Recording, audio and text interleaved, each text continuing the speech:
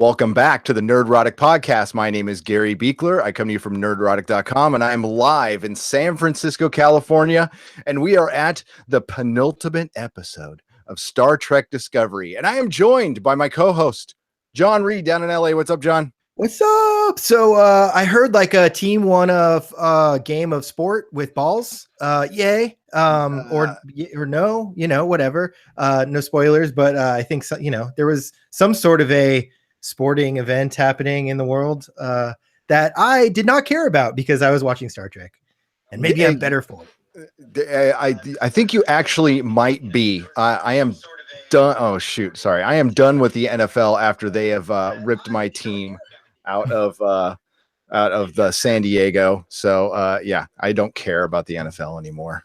Sorry, I was dealing with the volume on my phone there. I think so that to hell with the NFL. Just having like the Patriots in the Super Bowl for the nth time, like they need to figure out some sort of like way to deal with parity in the league. And I don't know, there's just a lot about the NFL that's been annoying, which is why I'm happy that today was Star Trek and not Super Bowl for me. We are counter programming. So here we are. And I don't know. What did you think of this episode, John?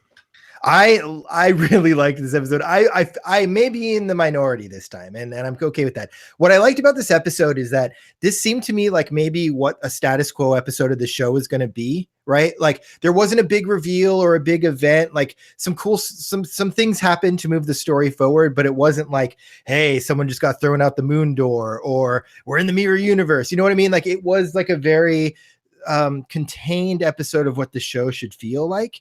And I really enjoyed the story. In fact, I felt like this was like an average episode of Battlestar. There was a point in which I was watching the episode, and it felt like one of those like more dramatic episodes of like a Battlestar Galactica. And it gave me kind of the similar things that I liked about that show, like dealing with the themes it was dealing with. It's also weird because there were moments in the show that drove me crazy, right? And that I think maybe normally would have overtaken my opinion of it, but they didn't this time. It was much more it was much more like balanced in that way, where like the things that bugged me weren't throwing everything out of whack. And I kind of came to the understanding that maybe this is a show of like people that are just making bad decisions and figuring out how to deal with those bad decisions. And instead of getting mad at them for the bad decisions, I'm like saying, okay, well, that's the story they're telling here, is like they're being put into a bad situation, and some of these people are like doing really stupid things, and then they've got to like recover from those stupid things. And that's kind of what we're seeing in action. What about you? Did you like this episode? It was all right. It wasn't my favorite episode. It wasn't the worst of this series. It wasn't like any of the earlier episodes or the one they were on the planet with the plant world where they used sonar in space. But it was a tight story. It started out pretty good. I like Emperor Georgiou coming back, even though the circumstances are definitely weird. It started out kind of funny where she beamed on the ship, and then Captain Saro's there, and she's like, "Oh, I just ate one of your brothers yesterday." And then Mike, all that she could say is, "I'm really sorry." Sorry about that. About that. And I'm wondering a couple times, like his spider sense doesn't go off as much as it finally went off a little bit this episode, but it hasn't gone up. Like you think when the Emperor from the Terran Empire who ate one of his species, that would be a little bit of danger. Maybe, I don't know. I'm just throwing it out there. Yeah, but what I did like is when Saru walks, the actor is just so good, man. Like, I don't know if you noticed, but when he walks, his arms flow behind him like kelp in the ocean. Just like those little things that Doug Jones does. That's the kind of stuff I'm now focusing on when I watch this show. Are like, these are like the good decisions these actors are bringing to these roles. And it was kind of in that moment that I was like, okay, I'm all in now. Like they're rounding out this supporting cast in a way that I'm digging. So like, yeah, it's weird that his spider sense seems to only work when the plot needs it to. And the rest of the time it's like, sorry guys, I don't know what happened. No, I totally agree with you. I love Doug Jones, and that's why most of my favorite actors are character actors. There's lead actors, but it's usually, I mean, they're talented, of course, but we like them for them. And a lot of times, like a Jack Nicholson is Jack Nicholson playing Jack Nicholson in this part, but we love Jack Nicholson, so we're not going to say he's a bad actor or anything like that. But with Doug Jones, his acting, it's the physicality of his acting. Like you just said, all the movements. J.K. Simmons is doing this in Counterpart. He plays two different characters, and like all of his body language is completely different. It's people, or Andy Serkis. There's a lot of people out there who just absorb themselves into the role, and they like right down to like they blink different. That's the kind of actor I like. Jody says, wouldn't Saru have been justified in smacking her across the face? She basically told him that she cannibalized his species. Yes. Yes, I would agree with that completely. And I won't comment further on that. Speaking of this, thanks to everyone for joining us in the chat tonight. We have the live chat open on YouTube if you're watching us live after the episode. If you're not, you should. It's really fun.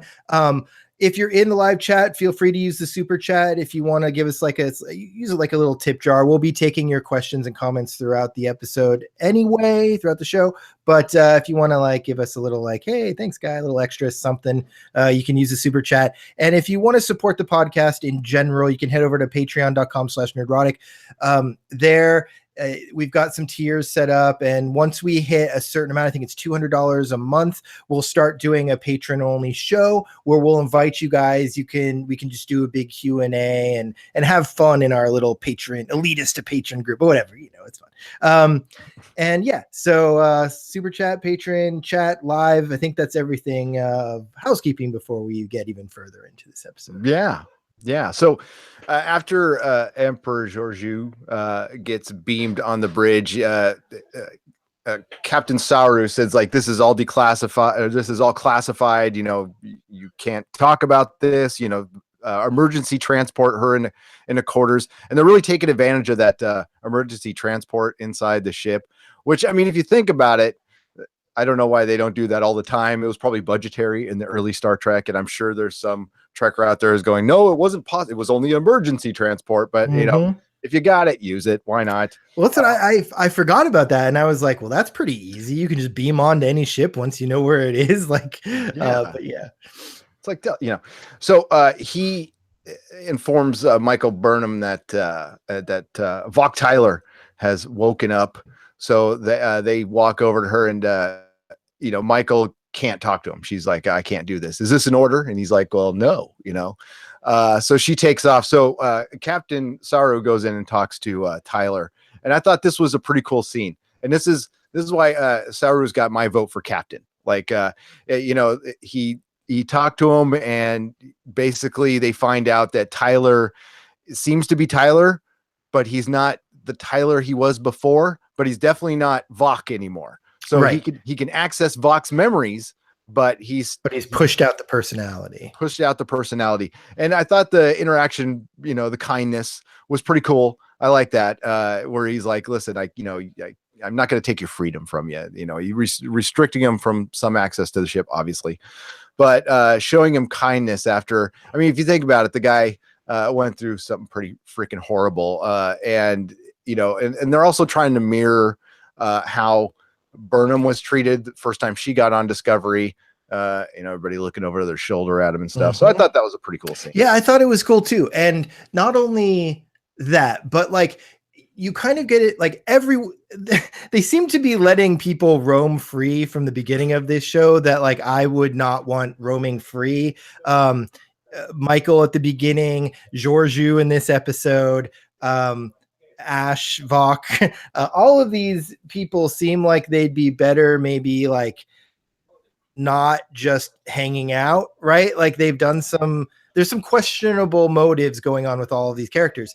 And so I thought it was, this is one that I can kind of understand though, because they're monitoring. Ash has some control over what's going on. So even if Vok did come back, I think that they could contain it reasonably well. The one thing I thought was interesting about this was for all you Buffy, I had to get the Buffy reference in there, but this is very like Glory and Ben from season 5, right? Like Ben is like the good guy and Glory is like the evil god, and like they're contained in one body, and so I thought it was funny that we're getting like this Klingon human version of that trope. And I don't believe that Vok is gone. No, I don't either. And they need Ash around anyway, because they need to find out like how the hell these Klingons can do the species reassignment. And is it just one house who can do it, or is it the entire empire? It seems like some houses in the Klingon, at least in this version of the Prime universe, there's differences. So they definitely need him around to pump him for information. So yeah, there's also that motive right there. But yeah, as far as bad decisions, there's been a lot of bad decisions with this series by the writers and by characters. And that's the one thing that rips me out of a show. And it's by characters just making self-destructive, stupid. I mean, it could be self-destructive if it works within the plot. Right. But sometimes, and we'll get to that a little later, there's some really weird decisions made that make zero sense. And that's what's interesting about this is I think coming into the show, my assumption was that these are like Starfleet officers and they're going to make the most beneficial or logical decision in any given in any given crisis. And what we've seen from the beginning is they haven't. And so the frustrating thing as a viewer is assuming that that's against character type, that they would make the decision. But I think what we're finding out is that this is a ship full of like weird decision makers, and they're not working against their character type. It's all in character. It's like in character, bad decision making. And I think that's one of the hard things that one of the hardest adjustments I've had is now that I'm accepting that is like, hey, these are extremely flawed individuals. I don't know how they got onto this ship, but they're going to make crazy decisions. And then the story is how do they dig themselves out of it? Like now I'm watching it with like a whole different mindset. And it's like, okay, no, that person totally would do that stupid thing. Like they've done it before and they will do it again. They're the only ones left now. They're going to need Tyler. They need bodies at this point because they're pretty wiped out. And then the ship gets boarded by, speaking of bad decision makers, the Admiral has survived, and with Sarak, they board the bridge, and it was a pretty cool scene. We get Andorian there, and they clear the bridge for her, and then Sarak comes up and mind melds with Saru, which I got to say very slowly. A lot of S. Yeah, lots of validity. Right. And they find out it's all clear. And then, they kind of give the situation that 20% of Starfleet is wiped out, and the Klingon Empire is not united. I mean, they're kicking their ass, but it's just each house trying to one up the other house, basically. Right. So they're spoils. Getting their ass kicked by a fractured group of Klingon tribes that are somehow tactically good enough to defeat a unified Starfleet. Right. Like that's what we're being asked to believe. Which, man, that's got to be some mighty force if in some sort of uncoordinated, disparate way, they're able to take on a completely coordinated, army is the wrong word, but, core of people. Yeah, well, this Federation, I mean, they're a bunch of scientists and stuff, so it sounds like their own ideals are kind of getting them beat. They're just, Klingon, they're in a war, and that's where Lorca actually did well for them, where, and he obviously was not from that universe, so that's why he did so well for them. And, this far in, I got to ask, are you missing Lorca? Am I missing Lorca? Yeah, I am. I mean, so I'm going to answer that with another question. Sure. When they mind meld, they kind of say, okay, well, Lorca's dead. But first of all, Saru wasn't there. So them knowing that Lorca is dead is secondhand knowledge from Saru anyway. So now it's like third-hand knowledge. And even first-hand knowledge, he got sent out the door, but there's no body. And, there's a lot of things there. So like, do you think Lorca is actually gone, or do you think this season finale is going to have a reemergence of some sort of Lorca type character? Hello, Mr. Neely is in the chat. I got to read his comment in a second. And Jody and Like he was just saying he hasn't well. been able to watch the episode, but he just wanted to give us a shout out before he left. What up? Watch the episode. Tell us what you think. Because I'm curious. I think I don't know. Somebody had mentioned in the chat last week that Jason Isaacs just signed on for one season. That'd be very disappointing. I actually liked Lorca quite a bit. I'd like to see a less dark one. And the Admiral even made a reference that, hey, my Lorca was measured and pretty much a good dude. And what did she say? She said, well, it sounds like the Terran Empire was pretty brutal. There's no way one Starfleet officer could survive. So they did switch places in the trans. I mean, see, I'm not clear on that one. If somebody did catch that in the chat, I'd love to hear it. Well, they said that the Discovery got blown up. So there's a couple of different pieces. But that was Captain Killy was right. The captain of that one. So it did trade places. So did Lorca trade places. So he's somewhere in the mirror universe and they just assume he's dead because it's a tough place. Potentially. So I think that totally leaves it open to come back. And there was also, was it a chatter or was it a commenter that talked about when Lorca went through the moon door, the alternate Lorca, and there was, he screamed and it sounded like a TIE fighter for some reason. It was just me. And there was all this blue energy around him, and somebody thought that might be the what was the Spore network, the Mycelia network, or whatever. Network, I thought that was interesting. That was, I think that one's dead. But that's just another example. That's like the third or fourth big bad that this series one has gone through. I mean, they've gone through more enough big bads for an entire, multiple seasons. So we had Takuvma, the unforgettable, died in the first couple episodes. Then Vok died a couple times, right? And then we had that general, I forgot his name, sorry. And he died. And now Lorca has died. So that's four big bads. Do we count Emperor Georgiou as a big bad? Is that the next one to die? Like, she's going to end up, I mean, well, you think this world will, the prime, well, I don't even think this is the prime universe, quite honestly. We can get into that argument too. But do we think that this universe is going to soften her a bit and she's going to get kind of pulled in and molded? They're going full on Buffy with this character. Yeah. They're going to start it out bad and she's going to be good. I don't want to relate her to Spike or something like that, but I guess I just did. So yeah, man. So and then also that that little scene between Ash, there was one good scene and one horrible one. Okay, so Ash runs into Stammets, and I like Stammets' reaction. I thought that was real good. I just wondering, this is one of those bad decisions, like, you're okay now, and the first thing you want to do is go potentially run into the guy whose boyfriend you killed. I would try to avoid that for I'd let that sit for a couple days. And Stamets' reaction was actually pretty good. It was super measured, man. I don't know how that character. So I have this in my notes as well. And again, like, really liked the episode, but there was a moment later, like throughout the episode, Stamets is like holding it together far better than I thought he would, right? Like, he just lost the love of his life, his partner, his husband. He's going through some sort of like spore drug withdrawal, and he basically was just killed, put into a coma, and brought back to life. So he's had like all this happen within the matter of a few days. Like, the fact that he's like the voice of reason at a lot of points in this episode is like interesting, right? Like, do you think that is something that this character is going to kind of bring forward through the show, where like he's the calm, cool, like can handle anything character? Maybe. It seems that way now, because he started the season just very, very snide and kind of a jackass. Yeah. And he's mellowed out over, but I can't say, and for me anyway, I haven't seen any incredible character arcs in this season.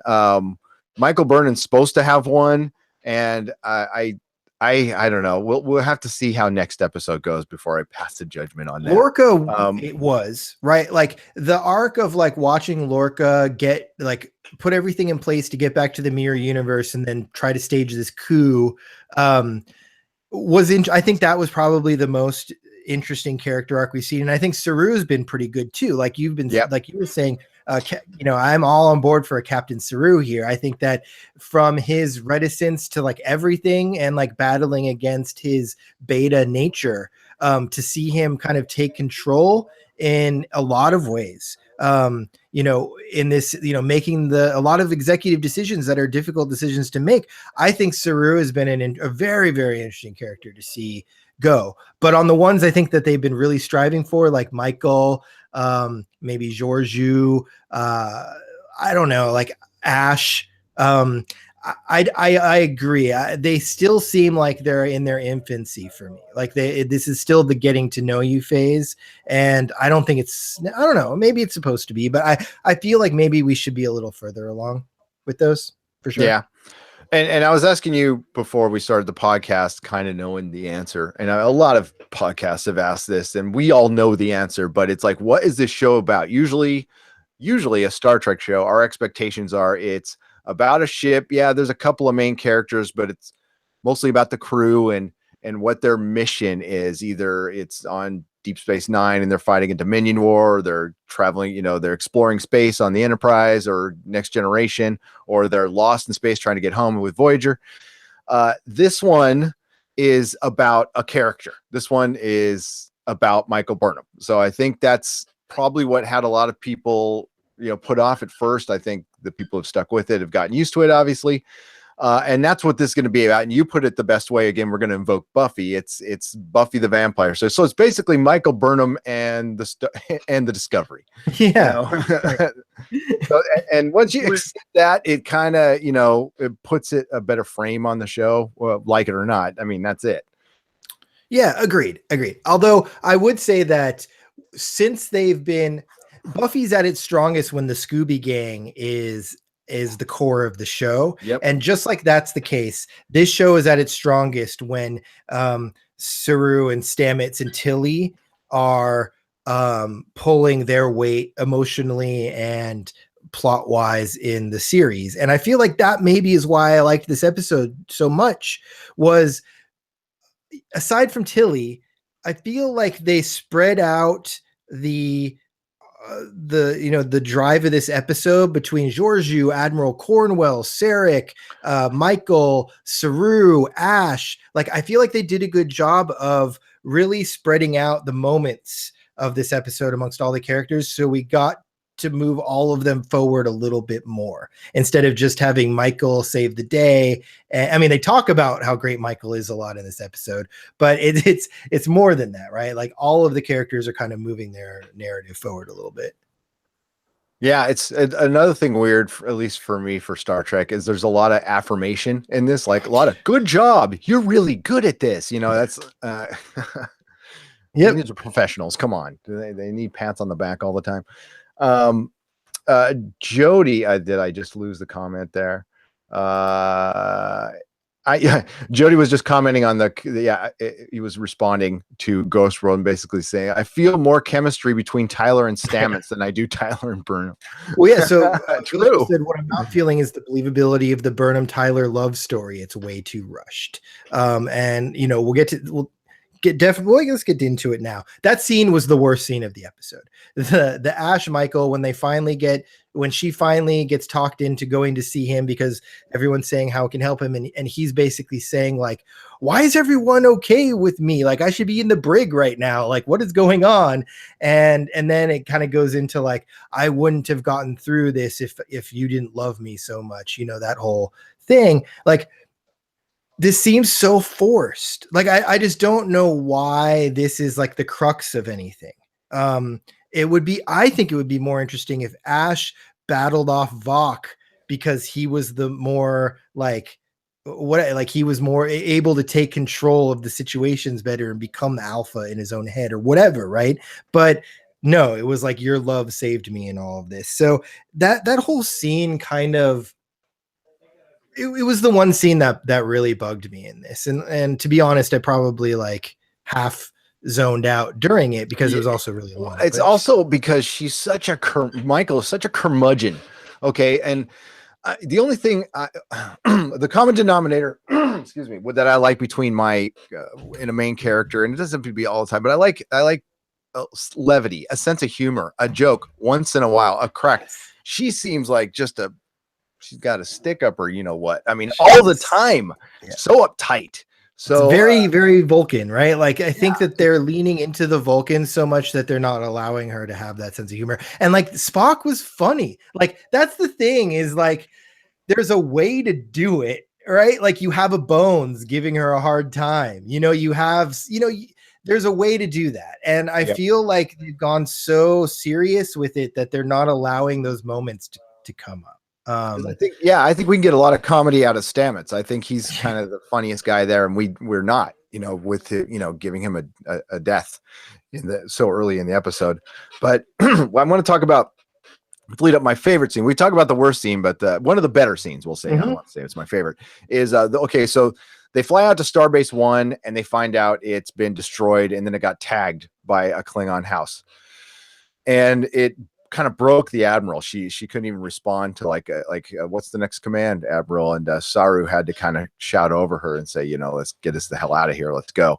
And there was 80,000 Starfleet officers or Starfleet people on it. And there's 22,000 Klingons and they're all dead. So she was a little shocked by that. So she goes back into the prison area and talks to L'Rell. And just kind of wants to suss out the Klingons, like, what do you people want? And L'Rell states the obvious, which is, this is war. We're not going to stop fighting. We want to beat you completely. That's how you win war. And that's the Klingon way. So I like that scene. I did, because her response was, okay, all right. So we finally got to not be Starfleet. We got to, basically what Lorca was saying all along. I mean, he did turn out to be a dick, but he was right. I know if Lorca could have just figured out a way to stay in the Prime universe, quote unquote, for a little bit longer, they would be in a much better situation, because he came from this war, like he knows it, and so that character, and that's why I think Georgiou is such an interesting character here. Is tactically she probably is gonna be an asset, but morally she's got to be a liability, you would think. I loved that scene too, like the arrival at Starbase 1 and seeing the Klingon tag, and jumping out really quickly and being like, WTF, guys, this isn't good. Like, we had a plan, it's completely ruined. And that's where we come up with Stamets' terraforming idea, right? Because they need the spore drive to go attack. I jumped a couple scenes, but they get the Kronos lead and all that. Yeah, Brian Smart invokes Dictor von Dubcock there by saying Mikey Spock is the bestest Starfleet ever. That's what you gotta watch, Dictor von Dubcock. It's funny.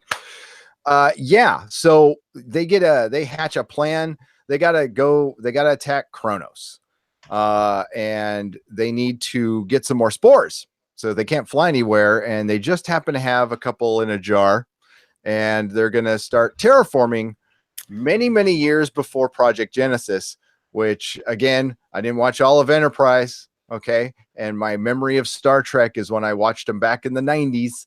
So I was always under the assumption that was the first form of terraforming in Star Trek, but I'm sure there's some canon thing that I missed about that. But and it's spores. It's not really terraforming the planet. They're just growing spores, and they put them in the microwave, right? And they're gonna grow some more spores. Yeah, and it's gonna end up working. Here's the weird thing. I feel like a typical show, maybe a typical Star Trek, I don't know, but I'm just going to go with a typical show, would spend a lot more time on the debate about destroying and changing the ecosystem of an entire planet for your own gain, right? Which is essentially what they did. And I know that they're saying hey, it's this desolate place. There's nothing there anyway. We've improved it or whatever. But I feel like that there would be some sort of a debate of hey, we don't know much about this place. are we going like, and they like cover the whole planet in them. Like when they do the pan out of the there's like all those terraforming like darts that grow them, and like they like ring like a whole like half of the planet at least.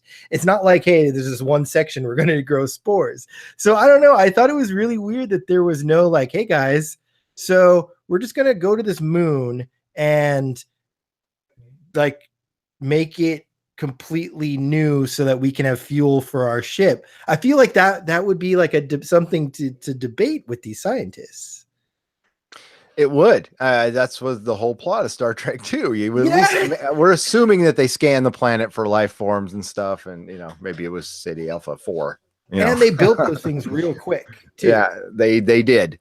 It was cool as hell though. Like I love it. Yeah, it did. Like, look good.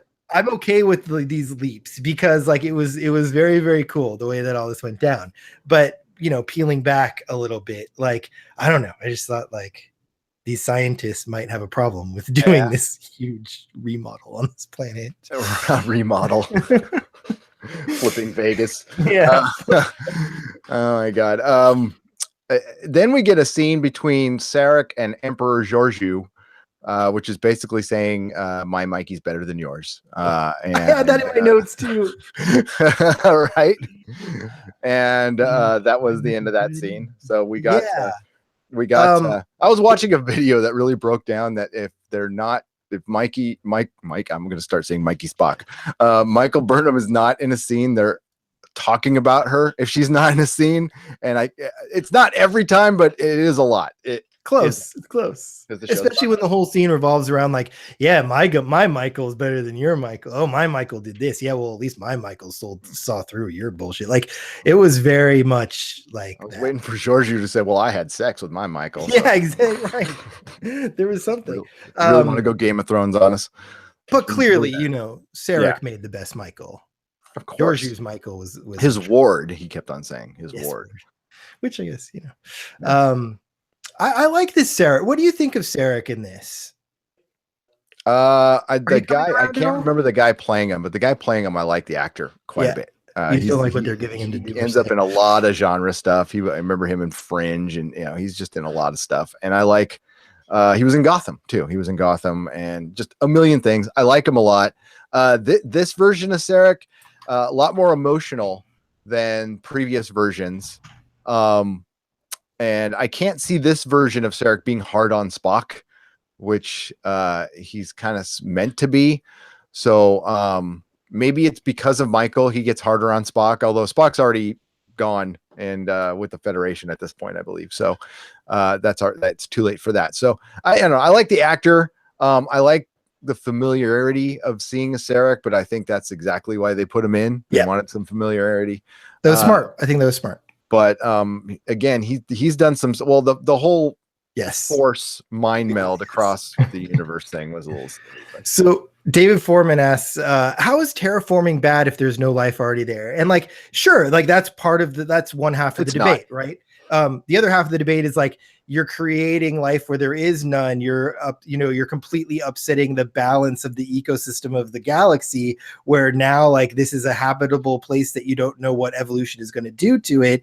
That wasn't going to happen before, the whole playing God idea. Right. So yeah, you're right. That's half of the debate. I just wish that somebody would have said those two things before they like launched however many darts at growing, time traveling spores on. Listen, no scientist here, but within the science of Star Trek, I guess if you just terraform a planet, it doesn't affect like its gravity or its orbit or anything like that. So yeah, because other planets do work together, it doesn't affect a moon. So if it's just some random moon by itself, it's no problem at all. But usually they think of stuff like, or they at least mention in a line like, hey, we scanned the planet, there's no life forms, which they might have. I might have missed it. So exactly. Yeah. But there's nothing really wrong with it. No, I don't think so. That side problem. Life is good. One. They just skipped over it. Yeah. Or, they go with an assumption. That's a lot of I can't. This isn't just Star Trek Discovery. A lot of shows are just they assume a lot of things, or they think you're going to assume a lot of things, which is good in sometimes, okay, because you don't want everything explained. My God, that gets lame. That's network TV. So that's what network TV does. It explains absolutely everything. But okay, so they're gonna terraform the planet. They did that. There was a good looking scene, and earlier there was a scene where Ash was sitting down to eat. I actually thought this was a good scene. I knew he was getting like Michael Burnham was at first, and everybody's kind of giving him dirty looks and stuff. And Tilly goes and sits down with them and eats, and it gets more people going over there, and then the entire crew is like giving him high fives, and it was a cool little scene. Whatever. In my notes, I said in a reenactment of several scenes from Mean Girls. Yeah, I know, right? But yeah, no, it was it shows the tone of the ship now, and I like Tilly. Tilly is good. So Tilly talks to Michael and says, listen, even if it's to say goodbye, you need to go talk to him. Okay. You can't just avoid him. We're on a ship together, for Christ's sake. And that's what led up to the scene that we both didn't like. And again, I know they have to do it because we're at the second to last episode, but it would have probably felt more natural if they waited like an episode before they talked and show him recovering a little more. Even like get into his head, do like a flashback of like, to show us that Vok is out of there, or maybe show us that there's still a little bit of Vok in there, which you and I are both convinced he is. That's going to be, I mean, if they play with that, if they are good, smart writers, they can have a lot of fun with a character who's got two personalities. Yeah. Two very distinct personalities. Like, I think I agree. And if this were a different show that had more of a sense of humor, that's where some of those moments could come from, right? Like, you have a guy who can literally argue with himself at that point. And yeah, I agree. There could be a lot of really interesting things if there's like a little bit of Vok hanging around. My worry is that they do that, but take it the like darker route where like he spins out of control, like Dr. Jekyll and Mr. Hyde kind of a thing. So yeah. Yeah, I agree. Jody just says it's a response to another comment that he can't believe that the Federation got beat down so badly, especially by something that's not a cohesive unit. So the Klingons just must be technologically more advanced, and what they had that sarcophagus ship and cloaking, so it looks like they are. And like you mentioned, this is another Prime universe. Like it's the Prime universe, right? Right. The possibly Prime universe. Yeah. And like I said, last podcast, they were Midnight Edge warned us this is what they were going to do, that they were going to reset the Prime universe. So they can still say it's kind of canon. And for what, I have no idea what the explanation is. They must have fights. The producers must have had fights. So the fight in a writing room. There must be people in CBS who wanted a hard reboot. And then there's the contractual reason why you can't, because there's the Kelvin universe that's owned by Paramount. And yeah, there's probably so much that somebody could probably write a good book on someday, like what the making. I'd read it, like what the process was of how we got here with this. I'd buy that for $1. I'd buy that for $1, which is the name of our first tier of Patreon, by the way. So yeah, so they're gonna go to Cronus. Okay, so the plan is to jump in a cave inside of Kronos and not to destroy it, just to map it. So I mean, I think while you're there, drop a bomb while you're at it. Not a drone, like some bombs. I don't know. You were able to teleport something onto what? Didn't they teleport a photon torpedo or something inside of one of the sarcophagus in the earlier episodes? So why not teleport a bunch of photon torpedoes, like or after you map it, find the strategic locations and then blow it up while you're still there? I mean, they're gonna have to go back, right? Theoretically, or they can transmit the map back and then tactically do something. I mean, it looks like from previews that the away team is going to be headed up by Georgiou, with Michael and the Admiral, potentially, with Saru staying back as captain, Saru. And so they not only made Georgiou a captain, she gets to go on away missions too. Yeah, it's wow. I would. This is something that I think should be the meat of the rest of this podcast. I want to know what you think about this. The fact that Georgiou. So yes, because I think it's in context of the plan you were just talking about. Is this big reveal that after talking to Sarak, the Admiral Cornwell decides to introduce Captain Georgiou as if she didn't really die. So they're bringing the mirror Georgiou and telling everyone that she's the prime Georgiou, and that she's now a captain of the ship or whatever. And they're putting her in charge of Discovery. Why? Okay, so Jody says they are taking a pretty stupid risk placing the Emperor in command of Discovery. Why didn't they simply retain Saru's captaincy and have the Emperor be treated as an advisor? Or since the Admiral is there anyway, just have the Admiral stay on as Admiral and have everyone be an advisor. Like this seems like and again, they've proven me wrong when I've thought this before sometimes. That this seems like lazy writing, like a weird plot point, like a weird piece of writing to drive a plot. Absolutely is. Okay, this is the 23rd century. Put a freaking space helmet on her and say she can't breathe in our atmosphere. This is an alien who's come to advise us. I would have put a mask over her, or I don't know. Maybe they can even change her looks somehow. Call Section 31 for Christ's sake. Maybe I don't know if maybe they could think of something. I don't know, but let's I got an idea. Let's make her captain. DJ B2 says Georgiou will go rogue and Michael will have to kill her. So basically we're looking at everything. Can we just jump to the chase and Michael's going to save everybody because they're relying on Georgiou, and she's going to go rogue, or I don't know. I think Lorca is showing up at the end of the episode sometime. Like I think Lorca is going to appear. I don't, because I feel like the Georgiou arc has to be that they use her for her tactics, but they kind of like soften her into the prime universe, not like she just goes away immediately. And maybe like this happened, like instead of killing her, like Michael maims her and takes control or something. And then later that happens. But like, yes, there has to be some sort of conflict between Georgiou and Michael coming up. Well, maybe they make her just like a villain. I don't know if they got Michelle Yeoh for like all of next season. She's a pretty big actress, kind of busy. Yeah. So, sure. But I could see her being like a returning villain, make her like Michael's con. And I can see him doing that. That would be kind of interesting. Yeah. Is next episode going to be longer than an hour? I don't know. It looks like a lot happens. Yeah, it does look like a lot happens. They go to some cool city. Yeah, I'm actually really excited for the finale, especially after this episode. I'm just baffled by the ending of this episode, though. Like, I can't think of like any logical reason why you would do this. And Michael clearly can't either, because she's like staring at the Admiral like, what the fuck are you doing? Like, this is crazy. I wouldn't even do this. I could see the inner monologue happening. Like, again, it's just like constant bad decision making.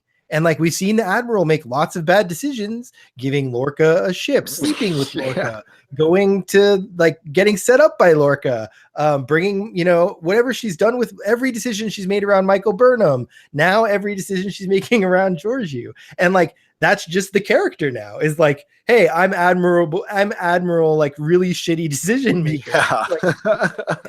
That's it. Oh my God. I have no explanation. I was as dumbfounded as Michael Burnham at the end of that episode. I was like, what the hell? And I didn't see any scenes. I guess it was in the scenes at some point, but I didn't see it. So I was utterly shocked. So they got me on that one. I was shocked. And maybe they're just like, it's not really how we get to the decision. Let's just make sure it's a shocking decision they're talking about. Yeah. They've retconned a lot of bad decisions, though. Like, they've done a good job of within the series retconning bad decision making and explaining it away. Like if we find out that the Admiral is really the mirror version of herself and she's doing this for some other means, like, or some other ends, like that could be a thing. But they've already played that card, so I don't see them playing that card again. But maybe they'll retcon it in some way. I don't know, man. Well, we'll find out next week. And like the Admiral bad decision and Sarak have a little discussion at the end that they've kind of repeated that shit's going down and we're gonna have to actually fight this war by any means necessary, to paraphrase.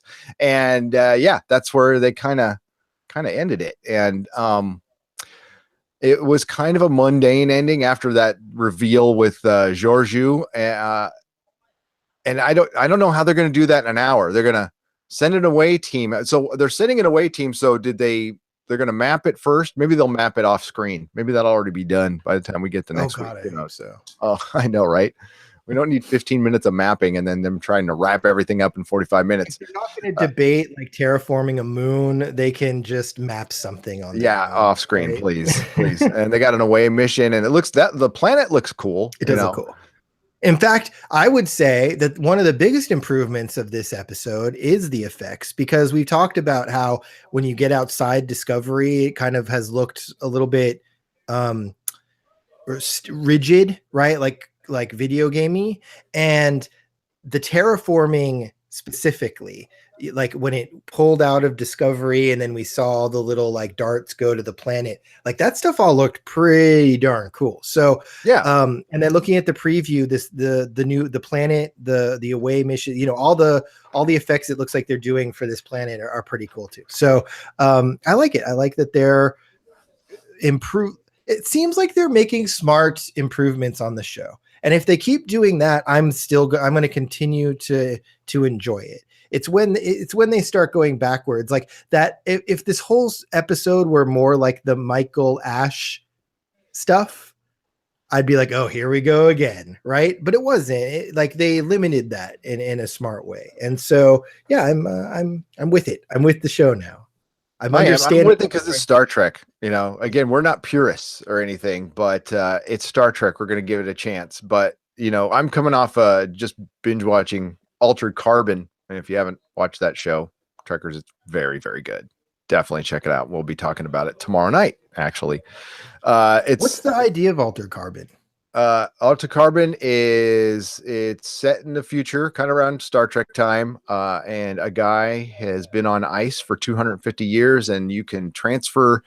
You have a thing called a stack. It's like a USB that you can put in the back of your neck, and you can shed bodies like snakeskin. A body is just called a sleeve, so you can just jump in and out of bodies. It does affect your mind a little bit, but it's a murder mystery. So a guy has been on ice for 250 years. He's brought out to solve a guy's murder, and the guy who got murdered is still alive. He's like, I need you to solve my murder.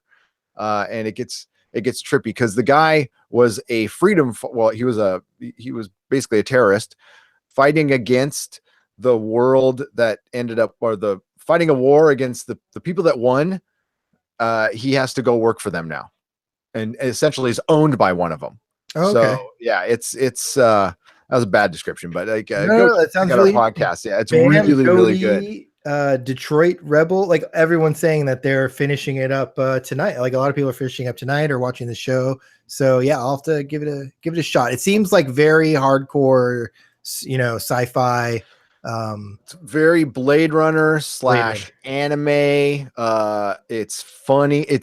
That's the one thing, and I can't believe I haven't brought it up earlier, and I brought it up earlier in the podcast, is that the one thing that's missing in Star Trek Discovery is a sense of humor. Yes, there have been some funny moments, but it's mainly like a real way too serious show. Mm-hmm.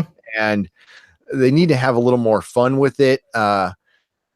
And Michael Burnham needs to, like you're right. Spock was funny with an eyebrow, Yes. I mean, like that. So that they're not casting Whoopi Goldberg on this version of Star Trek, Yeah, you're right. Like there was always a sense of humor to at least some of the characters on the show. There was a lightness to, hey, we're a big family on this crazy voyage, right? Like, and sometimes we're having fun, and that's what this Cisco show was is. awesome and funny. I love Cisco. So yeah, make her like Cisco. If you need to copy something, he was badass, dude. You're also watching Legends of cute. Tomorrow this week, aren't you? Yes. It's is it this week? I think it's the 12th. It premieres. Oh, gotcha. Yeah. So we will be covering Legends of Tomorrow when Constantine comes back. Our next show will be Altered Carbon on Monday.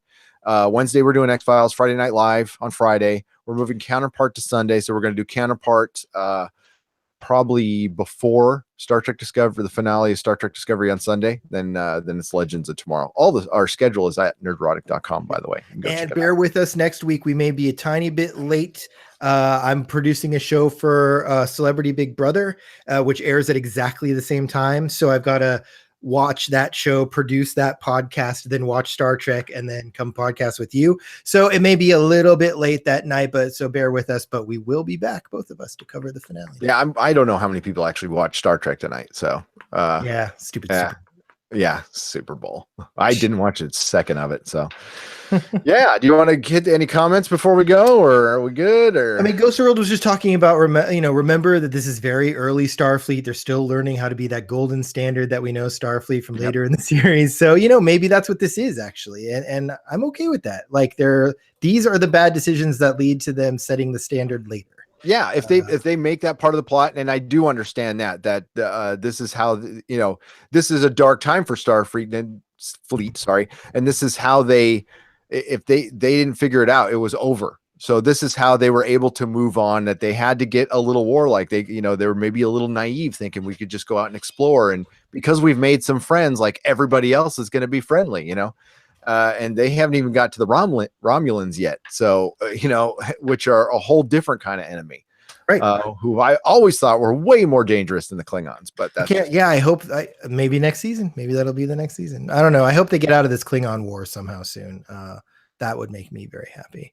I've always wanted I know they've done the Romulans a lot, but I've always felt like that they've kind of gotten the short end of the stick to the Klingons. I want to see more Romulans. I'm a big fan of the Romulans.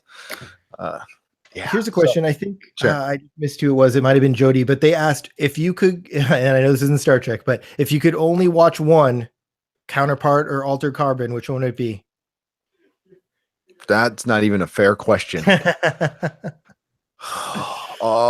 like Counterpart a lot. So I'll let you say Altered Carbon. Yeah, there you go. I don't like that decision. No. Can I give up Star Trek Discovery? Just kidding. I'll watch it for you. No. Those are both great shows that not enough people are watching. Well, I'm sure a lot of people are watching Altered Carbon, but Counterpart is definitely, you're missing out. Last night's episode was amazing. Depending on who you ask, Ghost World or Jody, both drew comparisons to the Star Wars prequels and Padma and Anakin to the Michael and Ash dialogue from tonight. They both did. Yeah, it's pretty great. Ash doesn't like sand. I totally agree. I hate sand. It gets everywhere. And then Ion was saying they're stuck in a bad romance. Yeah, that's getting very Lady Gaga up in here. Oh, I wish I could cue music right now, but I can't. I know, but yeah, I know. I'm excited for the finale. But if this is like what an average episode of Star Trek Discovery is, I think that it's, to me, grown leaps and bounds in the quality from what the average episode was early on. And I don't expect the same growth to happen. I think that the tweaks they've made now, and this is kind of like status quo for going forward. But I like it. I think it's like definitely a lot more like, if you could grow a sense of humor, I would say it's a lot more fun, but it's a lot more like interesting. I'm interested in everything that's going on now, aside from Ashvok. Yep. Which could be fun. I mean, that's something they can play with and have fun with.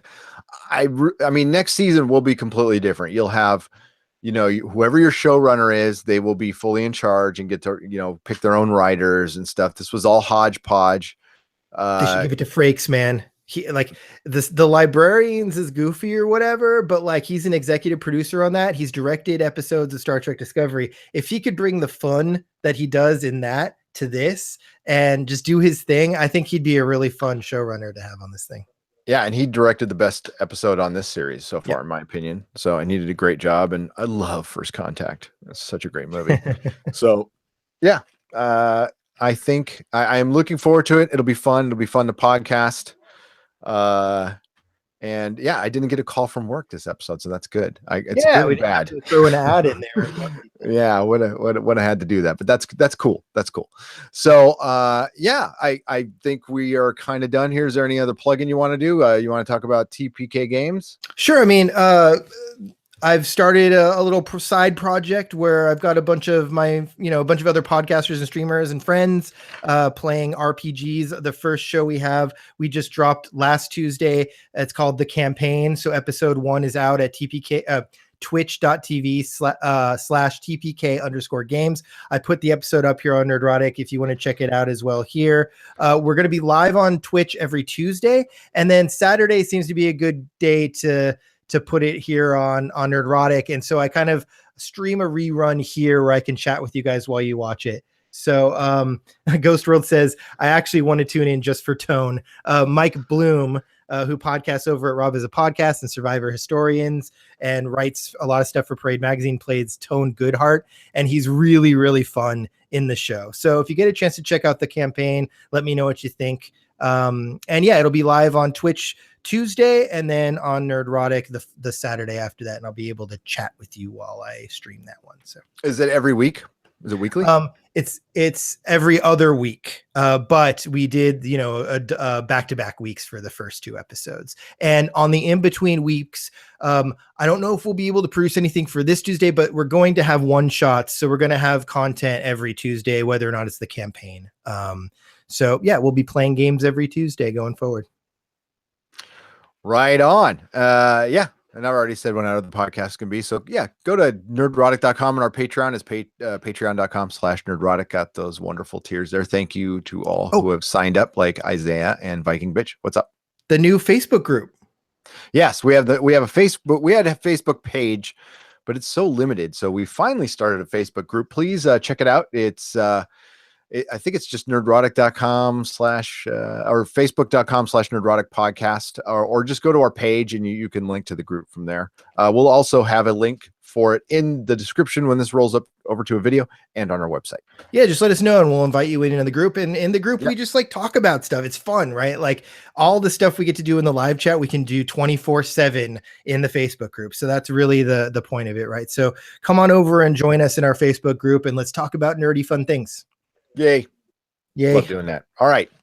Well, I guess I will take us out. Everybody in the chat, Jody, Ghost World, Apple Crow, what's up? Mr. Langley, Mr. Neely, sorry. And if I forget somebody, I'm sorry. And thank you all for joining the chat and watching us live. We will see you next Sunday or tomorrow for Altered Carbon. May the small folks sing songs of your greatness. Awesome. Bye, everybody. See you for the finale next week.